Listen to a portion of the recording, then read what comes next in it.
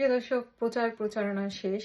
ভোটের মোটামুটি শেষ পর্যায়ে সবচেয়ে প্রচারণায় সবচেয়ে বেশি মজা ছিল নাসিরুদ্দিন পাটোয়ারির বিষয়টা। এই নাসিরুদ্দিন পাটোয়ারি অনেক চেষ্টা করেছে মির্জা আব্বাসকে খেপানোর। মির্জা আব্বাসের লোকজন যাতে তাকে মার দেয়, তাদের উপর আক্রমণ করে, এরকম বহু চেষ্টা করেছে সে। আপনারা আমরা তো সবাই দেখেছি।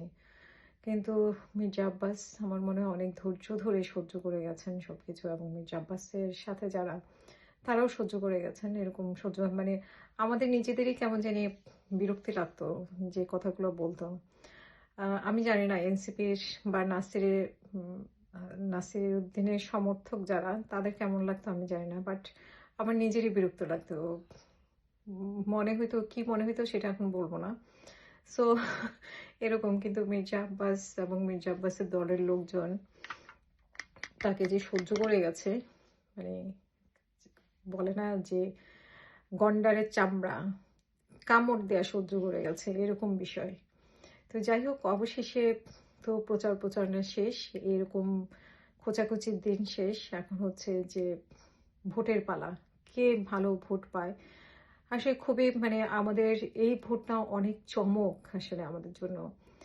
এত বছর পরে এই যে আমরা ভোটের অধিকার নাই, ভোট হয় না, রাতের ভোট হয়, ডামি নির্বাচন হয়, কেউ ভোট দিতে পারে না। এই যে আমাদের মনে যে আফসোসটা, যে কষ্ট, এই কষ্টটা দূর হবে 12 তারিখে। এর মধ্যে অনেক অনেক মজার অনেক কিছু ঘটেছে, আমরা এটা নিয়ে কথা বলেছি, হাসি ঠাট্টা করেছি, ঠিক আছে।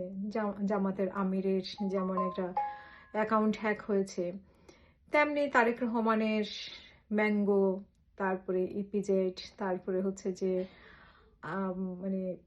আরো কি যেন, ভুট্টা নাকি যেন, এগুলো নিয়ে অনেক রসিকতা হয়েছে।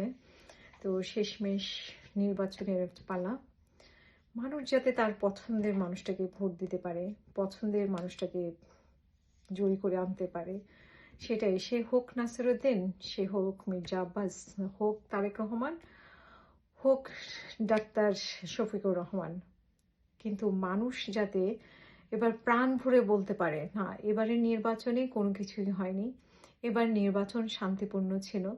এই নির্বাচনটা এত বছর পরে আমরা খুব স্বাভাবিকভাবে দিতে পেরেছি। হ্যাঁ, টুকিটাকি তো সমস্যা হবে, টুকিটাকি সব জায়গায় সমস্যা হয়, সেই সমস্যাগুলো বাদ দিয়ে ওভারঅল একটা ভালো নির্বাচন, যে জনগণ ভোটের কেন্দ্রে গিয়ে দেখবে না যে তার ভোট দেওয়া হয়ে গেছে, মৃত বেশি ব্যক্তি এসে ভোট দিবে না, বা মানে আমার আমার ভোট আরো কয়েকজনে সিল মেরে নিয়ে গেছে, বা পুরা বাক্স ভর্তি করে ফেলেছে একজন, তারপরে ভোট ডাকাতি বাক্স ডাকাতি হয়ে গেছে, খালি বাক্স নিয়ে গেছে, ভরা বাক্স দিয়ে গেছে।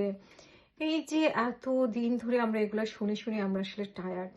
এতগুলা বছর একটা ভোট হয়, তারপরে অনেক নাটক, অনেক তারপরে চিন্তা করে যে আবার 5 বছর পরে হয়তো বা আমরা একটা ভালো ভোট পাবো, কিন্তু সেটা আর পেলাম না। তো এই করে করে আমাদের আসলে এই কয়টা 15 বছর 16 বছর কেটে গেল। তো সেই 16 বছরের প্রতীক্ষা, এছাড়াও আগের নির্বাচনগুলো যে খুব ভালো হয়েছে তা না, কিন্তু এরকম একটা ব্যতিক্রমধর্মী সরকারের অধীনে ব্যতিক্রমধর্মী একটা নির্বাচন, এই নির্বাচন নিয়ে আমাদের অনেক প্রত্যাশা। আমি, আপনি, আমরা সবাই এই যে জুলাই যুদ্ধ, শুধু জুলাই যুদ্ধ নয়, এর আগে থেকে আমাদের যুদ্ধ শুরু হয়েছে, এখন আমাদের যুদ্ধ চলছে, আমাদের যুদ্ধ আরো চলবে। আমরা কিন্তু যুদ্ধে নেমেছি, যুদ্ধে নামছি এবং যুদ্ধে থাকবো। আমি, আপনি, বাংলাদেশ ঠিক না হওয়া পর্যন্ত আমরা কিন্তু যুদ্ধ চালিয়ে যাব। কিন্তু এই যুদ্ধের একটা সফলতা আসতে পারে যদি একটা ভালো ভোট হয়, সেটা আমার আপনার সবার কাম্য। কিন্তু আদৌ কি সেরকম সম্ভাবনা আছে? 12 তারিখ পর্যন্ত অপেক্ষা করতে হবে সেটা বলার জন্য। তবে সম্ভাবনা যে 100% দেখি তা না। আমি, আমরা তো কথা বলি মানুষজনের সাথে। যাই হোক, মন্দের ভালো যদি হয় সেটাও আবার কম কি আমাদের জন্য? আমরা তো অল্পতেই খুশি, তাই না? আমরা বাংলাদেশের মানুষ আসলে অল্পতেই খুশি। আমরা খুব আবেগপ্রবণ, এবং এই আবেগ দিয়েই কিন্তু মানুষ আমাদেরকে খুব তাড়াতাড়ি প্রভাবিত করে ফেলে। সো প্রিয় দর্শক, আপনাদের কাছে অনুরোধ, ভেবে চিন্তে ভোট দিবেন। আর তাছাড়া ভোট কেন্দ্র পাহারা দিবেন, কেউ যাতে বাক্স ছিনতাই করে নিয়ে না যেতে পারে, কেউ যাতে আপনার ভোট ছিনতাই করে নিয়ে যেতে না পারে, কেউ যাতে পুরুষ মহিলা সেজে এসে ভোট নিয়ে যেতে না পারে, সেই দিকে নজর রাখবেন। সবাই ভালো থাকবেন। আল্লাহ হাফিজ। আসসালামু আলাইকুম।